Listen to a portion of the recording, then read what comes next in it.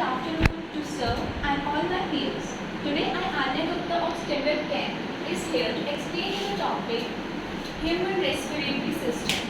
So, a human body can live without food and water for several days, but can you even think of living without air for a second?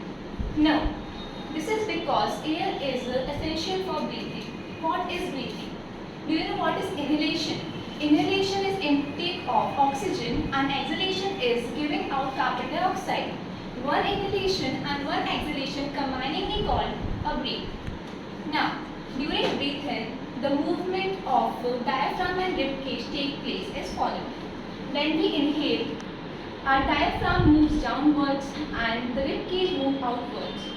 And when we exhale, the diaphragm moves inward and our rib cage moves inward. This is because to increase the volume of the chest cavity and to decrease the volume of chest cavity so that the air can come inside and go outside. Now a term here comes residual air. What is residual air? Residual air is the air which gives the time for the absorption of O2 and the time for elimination of CO2 from our body. So from here we are going to start the human respiratory system.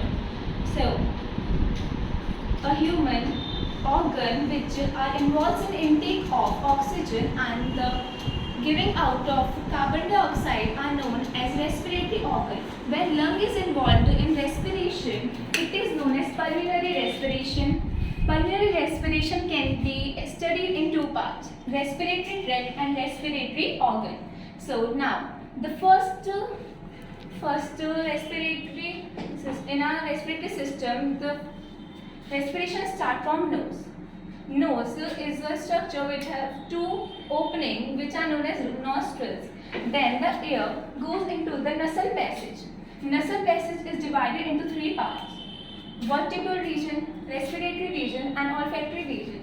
Vertebral region contains hairs and mucus. Mucus is secreted by the glands present in our nose. The work of hairs and mucus is to prevent the dust particles entering with the air in our body so that the clean, pure air can reach our body. Now, the work of respiratory region is to form and moist the air which comes inside our nose, and the work of olfactory region to sense the smell of the surrounding. Now that air reaches the pharynx. Pharynx is the place where two tubes, larynx and epiglottis, larynx and esophagus join together. Its main function is that it contains epiglottis which separates the windpipe and food pipe. When we eat food, the food is taken inside the buccal cavity which reaches here. That food pushes it to the windpipe so that the windpipe gets closed and the food reaches to the esophagus.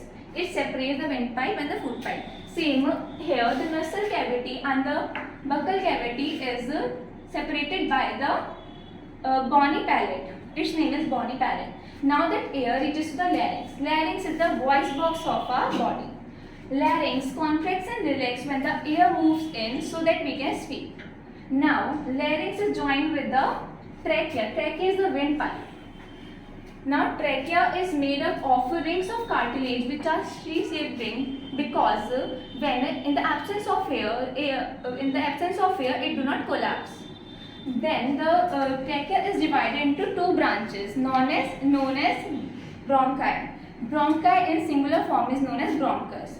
These bronchus are divided into three parts: primary bronchus, secondary bronchus and tertiary bronchus. Then they are divided into small particles known as bronchioles which contains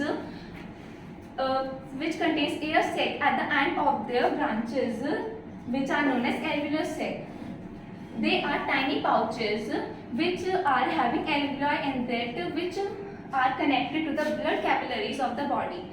Their work is to exchange the gases by the process of diffusion. Alveolar sac are maximum in number to increase the surface area of the respiration for taking in air. So now they are maximum in number, so when they combiningly form a tennis court which is 80 square meter. Now, till here, the oxygen reaches the alveoli. Now, by the process of diffusion, the oxygen reaches our blood, and the blood is known as oxygenated blood. That goes in all the cells of our body. Then their respiration take place. Glucose combined with oxygen to release the energy. The byproduct of that respiration is CO2 and water. Then the CO2 combines with blood, and the blood becomes deoxygenated blood, which is again coming back to alveoli. By the process of diffusion, higher concentration to low concentration, the CO2 moves out of the body through the same path with nose. Now, the respiratory organ. Lung is the respiratory organ of our body. There are two lungs, one right lung and one left lung. The upper part of lung is apex and the lower is base. Right lung is slightly bigger than the left lung. It has 3 lobes and it has 2 lobes. It is covered with pleura fluid, having a pleura membrane. Its work is to protect it from mechanical injuries and also moist the lung. It also helps in constriction and relaxation of the lung. Now I want to conclude this topic by saying the respiration in human being is the process by which the energy is released with the help of food, and the oxygen is known as respiration. It has 2 byproducts, CO2 and water. Thank you.